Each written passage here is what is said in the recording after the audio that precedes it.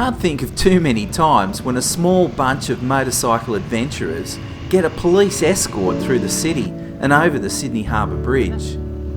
But this small contingent of adventure riders are part of a much bigger event involving thousands of motorcyclists from all over Australia. It's September and time for the police family and their friends to remember those that have fallen in the line of duty.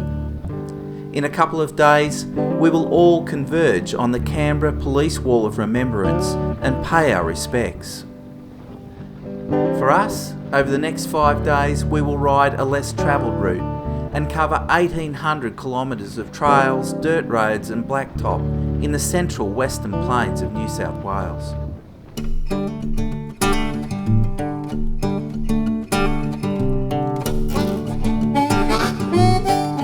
On our first day, we're heading to Golgong, and it's great to be off the blacktop and into the dirt and into the country. But the country is doing it tough, and the whole state is in the grip of one of the worst droughts in a long time. From high overhead, the countryside looks like a collection of brown stamps. So it came as a bit of a surprise when somehow we managed to find the only mud hole in 1,000 kilometres. Actually, it wasn't so much a mud hole, but a muddy lane that had lots of trips and traps that kept you on your toes. The mud was indiscriminate about the capacity of bike it was going to trap, and the first to fall was Kat on her Yamaha WR250R. The beamer riders looked a little apprehensive because recovering from going arse over head for them would be a whole lot more effort. And the Suzuki DRZ 400 rider whizzed past and wondered what all the fuss was about. He's through the trusty DR, Mal. On tracks like these, you sometimes have to commit to a course of action, and sometimes you win, and sometimes you lose. He's made a decision. Here he goes. Beautifully exit, go! But when you lose like this, you qualify for a slow motion replay. Now, this wasn't my smartest decision, and I could have easily ended up covered in orange mud. But fortunately, luck shined on me on this occasion. At Golgong, we will be met by Greg Yeager and his crew from rideadv.com.au. This is a navigational ride, and Greg provides us with some brilliant trails as well as rider support. And the riding support came in handy pretty early when my riding buddy Philippe finished the day on the back of a truck after an electrical problem. Fair dinkum. But I'll make a bet with you. Well, I've never been a zero rider before and I'm going out with the master. Crash. Day 2, and we're heading from Golgong to Parkes. I've been asked by Greg to become a zero rider with a bloke called Crash who's riding a Yamaha Super Tenere. I'm not sure how he got his name, but our job is to go out first and mark any hazards or dangers with orange flags. This day is very much about big flat country, and it's the ideal place for big twins like the Super Tenere and Beamers. There's Crash doing his duty. Just go back up the road a bit and come down and see what you think. Yeah.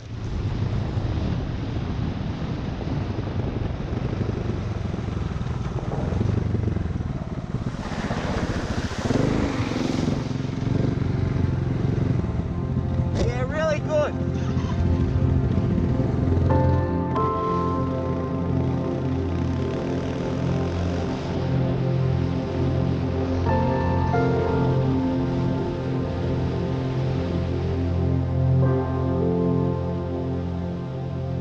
They say 4 wheels moves your body, but that it's 2 wheels that moves your soul. And although these riding conditions were not challenging, I enjoyed watching the scenery change and taking in the sounds and smells of this big country.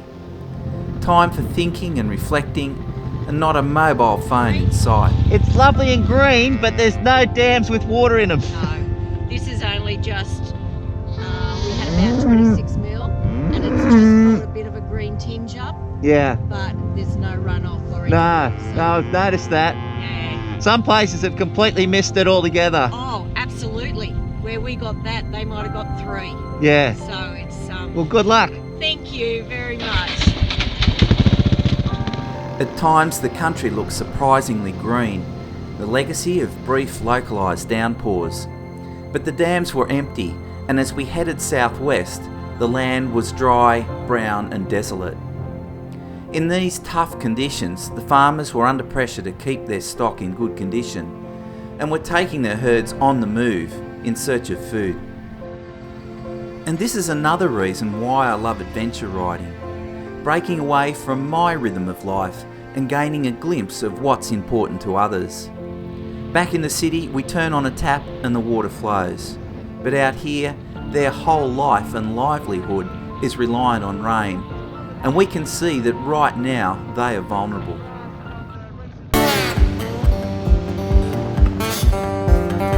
Before lunch, Greg tips us into a fast-flowing trail that gets us on our toes and brings a smile to our face.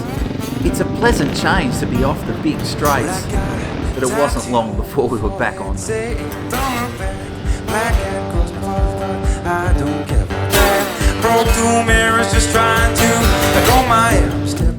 Fuel and then food at the Rabbit Trap Hotel.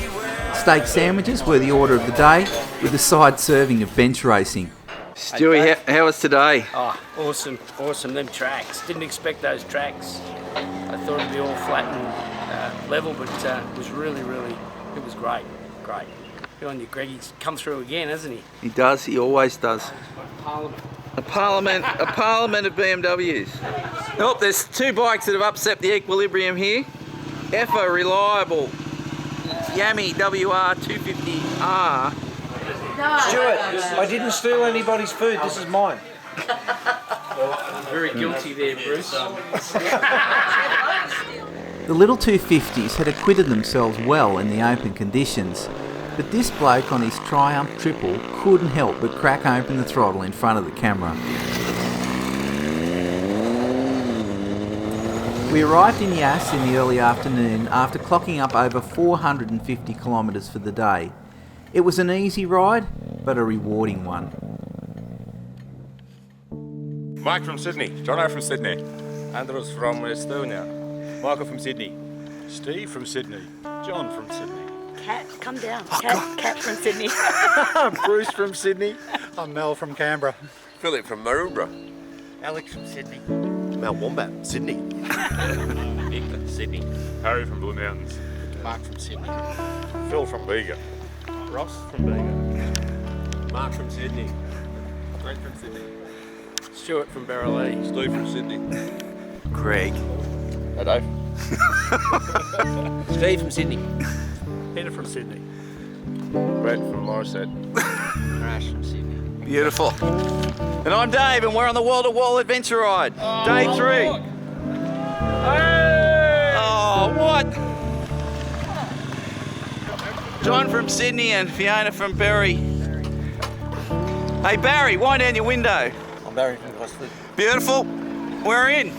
Day 3, and we're riding from Parkes to Yass with a total distance of around 350 k's. The morning starts like yesterday with big long straights and flat farm country, but later in the day we enter some hills that hold a few surprises that keep us occupied and entertained. But in the early morning we move from the farmland into the forest, and the combination of dust, kangaroos and stock kept us vigilant, shedding off some speed and covering our brakes. The dust eventually underpinned what was a huge get-off by one of the Beamer riders. Mate, your bike looks like it needs a wheel alignment. You alright? Yeah, no, I'm good. What'd you hit? That bump over there. It was a big bump? Yeah, I was following a truck and the Triumph moved to the right, so I thought, I'll follow the Triumph, and we both hit the sand. So what have you done? I've beeped it. You wanted to avoid dust when you could. Unfortunately, I overshot this navigation point, and one of my long-time riding buddies, Mal, got in front on his adventurised Beta 500 and he took off like a scalded cat. Mal and I haven't ridden together for ages, and riding side by side in this open country at a reasonable speed was a great moment to share. Later in the day, I caught up with Crash on his Yamaha Super Tenere in the hills heading towards Yass. Considering the roughness of the track, we were clipping along at a fair pace. The Super 10 was easily handling the rocky trail and the odd surprise. Those black things flopping along behind his luggage are his dress-up thongs. Just before Yass, we headed back out into the open stuff. The yellow of the canola looks stunning against the backdrop of green, but when you get up close you realise it's just not as dense and lush as it is when it's watered well.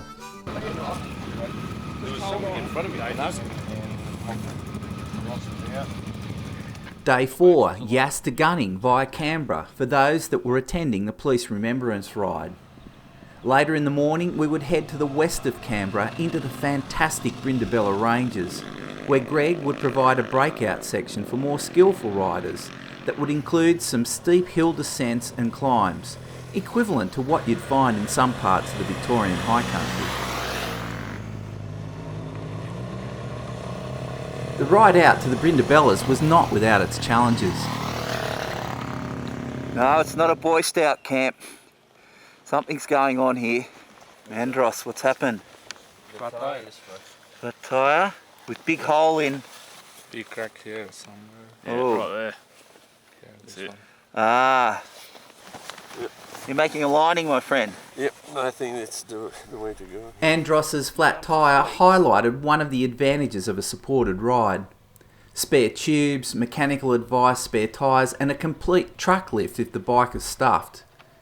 Fortunately, the boys were on their way pretty quickly. Philippe and Harry were making up time fast when I hooked in behind them.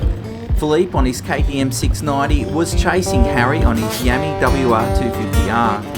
These guys were enjoying the twisty twin trail in the Brindabellas, and it would be fair to say they weren't dawdling, and the little 250, it was holding its own.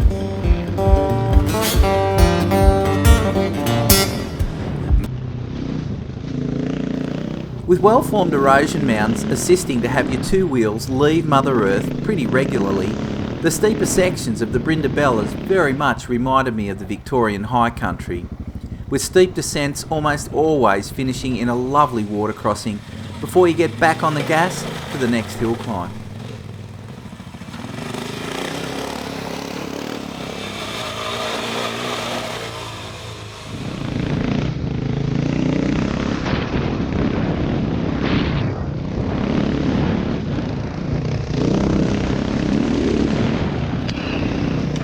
I spent some time riding with Andros, who is from Estonia and over here for a couple of years. He's ridden his Yamaha Tenere all over the country and it hasn't missed a beat. We're on the final kilometres of dirt before heading into Canberra to participate on the Police Remembrance Ride.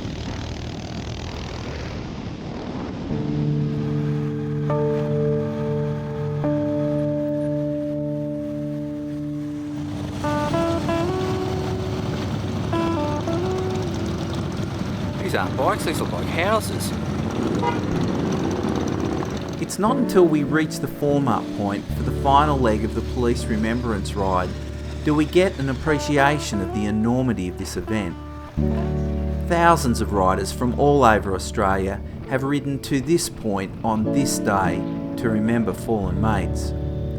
To be a part of the final ride out to the Canberra Police Remembrance Wall is a moving experience, and I spend that time thinking about Paul Katsavelis and Craig Zacchetti, colleagues and mates that were killed in the prime of their lives while serving the community.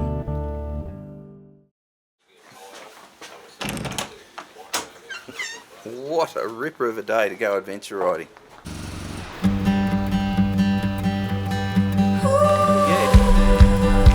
Our fifth and final day of riding, and we're heading back to Sydney. But we will complete this ride with more than what we came with. New friendships have been forged on the back of our shared love of adventure motorcycling. In our final briefing with Greg, we share some laughs.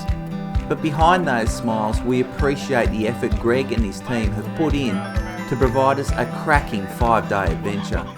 If you decide to pull out today, if you get to Trafalgar or somewhere and you decide you're going to marry a girl you met there in the street, just send us a text so we don't go looking for you. Seriously, it's a beautiful town. Yeah, no, I went in Trafalgar once and there was no one there. It was just empty, and I drove around a little oval and the oval was full. And I went over to the bloke who was on the gate and I said, "What's going on?" He said, "Footy grand final." I said, "Who's here?" He said, "Everybody." I said, "You made a killing?" He said, "No, they all got it in one family pass." Boom, boom. Last day of the wall to wall. I'm a bit sad. It's been a cracking ride. Cracking bunch of people to ride with too. It's been fantastic. Greg's final gift was the iconic Wombian Caves Road, which winds through a dramatic landscape of rugged bush. No room for overcooking these corners, unless of course you have a parachute. This was a great way to finish up a unique 5-day adventure ride that had provided us with a constantly changing landscape. If you'd like to ride with Greg and his crew, look up the rideadv.com.au website for more details. Ride ADV is proudly supported by Yamaha Australia that welcomes all brands of bikes to these events.